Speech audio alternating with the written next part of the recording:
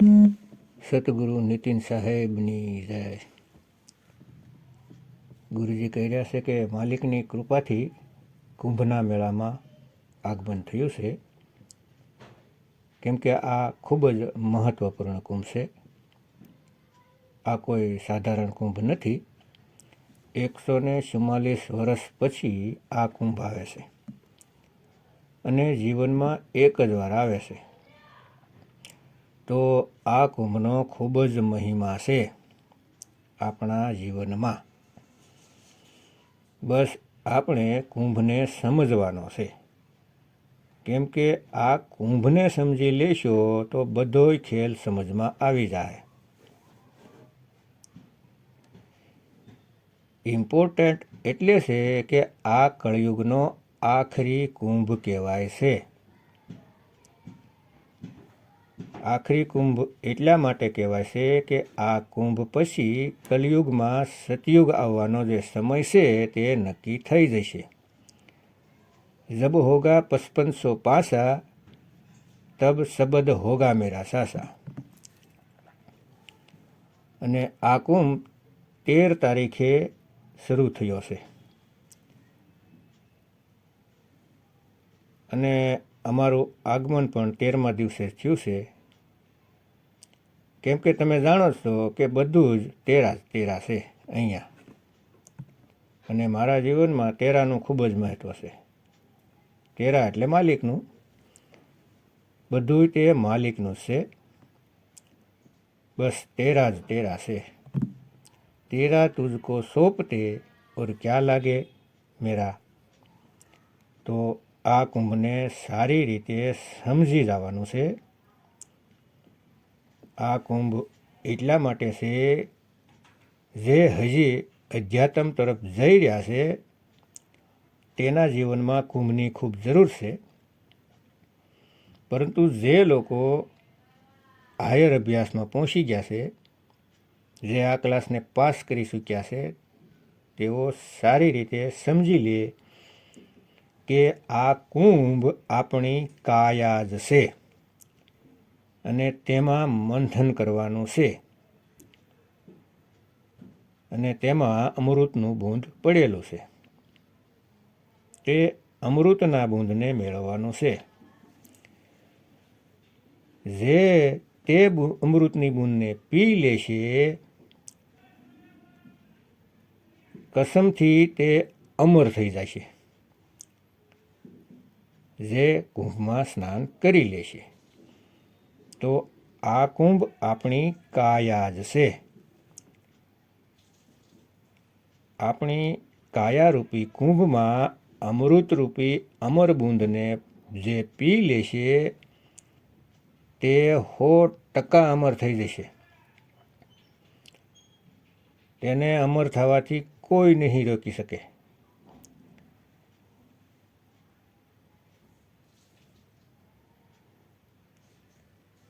મનને આ કલિકાલને એવી જાળ બાંધી છે કે અમર છે તે જ અમરતાનું વરદાન માગતા ફરે છે.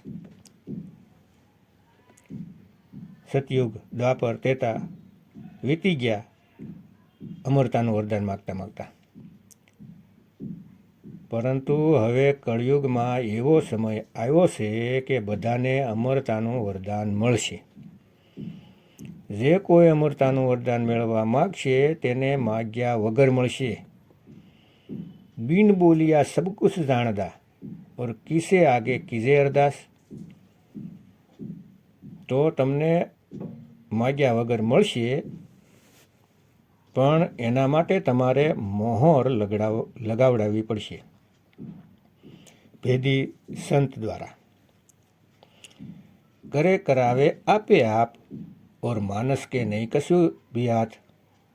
અહીંયા તમને તમારે મોહર લગાવડાવવાની છે અને જે મોહર લગાવતા જશે તે અમર થતા જશે. તેને કોઈ નથી રોકી શકતું અમર થવાથી. તો આ કુંભ ખૂબ જરૂરી છે આ વખતનો, અને સારી રીતે આ કુંભને સમજી લ્યો. જલ મેં कुंभ कुंभ में जल है, और बाहर भीतर पानी, फूटा कुंभ जल जल ही समाया, और बूझे विरला ज्ञानी। કબીર સાહેબ સમજાવે છે કે જળમાં કુંભ અને કુંભમાં જળ, અહીંયા ખૂબ ભેદ છે, સારી રીતે સમજવાનું છે. કેટલાક લોકો ભરમાવે છે કે કુંભની અંદર જળ બતાવે છે કબીર સાહેબ, એટલે કે પરમાત્મા આ શરીરની અંદર છે. એ નાદાન લોકોને એ નથી ખબર કે સાહેબ કહે છે જલમાં કુંભ और कुंभ में जल है. આ નથી સમજમાં આવતું.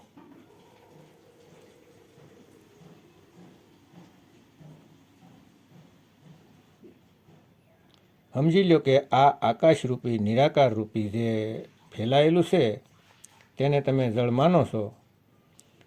કુંભ ફૂટશે, મૃત્યુ તો નક્કી જ છે, તો ભક્તિ વગર પણ જળમાં જળ સમાઈ જવું જોઈએ.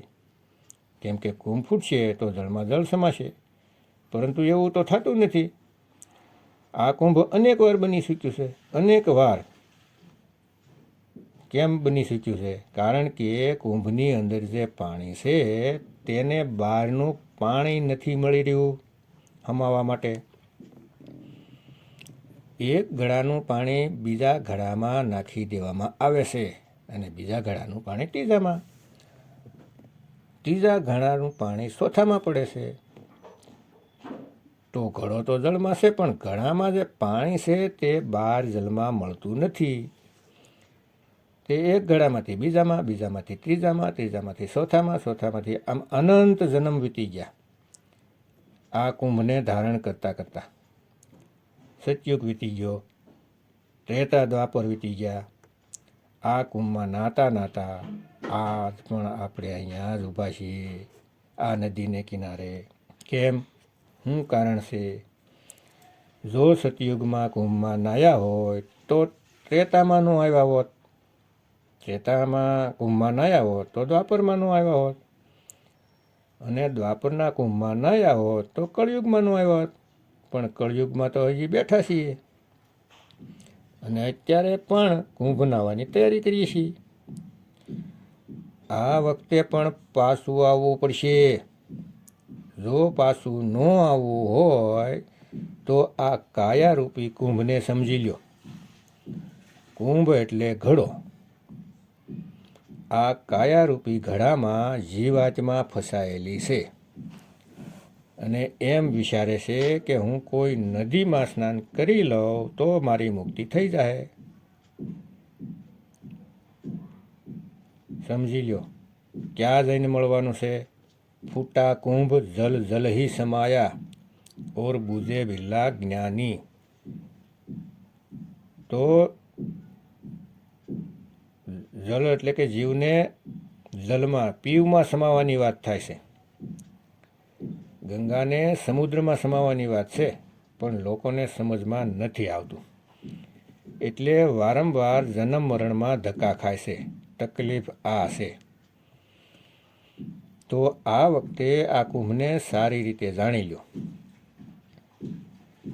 જેવો આ કુંભ ફૂટે એટલે કે જેવી કાયા છૂટે તો આ જલ એટલે કે જીવ તે જલ એટલે કે પીવમાં સમાઈ જવાનું છે. એટલે સુરત સમાઈ શબ્દ મેં ઓર વાકો કાલ ન ખાए, જાપ મરે અજપા મરે અનહદ ભી મર જાય.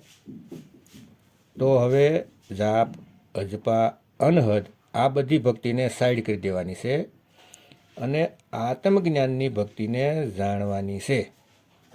તેનાથી જ કલ્યાણ થશે, નહીતર કલ્યાણ થવાનું નથી, નથી ને નથી. 13 તારીખે કુંભ શરૂ થયો છે અને 13મા પંથ જ અસલી કુંભમાં સ્નાન કરાવવા માટે પ્રગટ થઈ ગયા છે. હવે ફક્ત હિન્દુ જ નહીં, આખા વિશ્વના બધા જ ધર્મના, બધા જ પંથના, બધા જ સંપ્રદાયના જીવ આ કુંભમાં સ્નાન કરશે અને અમૃતની બૂંદને મેળવશે, જન્મ મરણથી મુક્તિ મેળવશે. હવે તે સમય આવી ગયો છે. કાળના 12 પંથનો ખાત્મો થશે અને પરમાત્માના 13મો પંથ ઉજાગર થશે, જેના માટે જે સમયની વાત કરી હતી તે સમય આવી ગયો છે.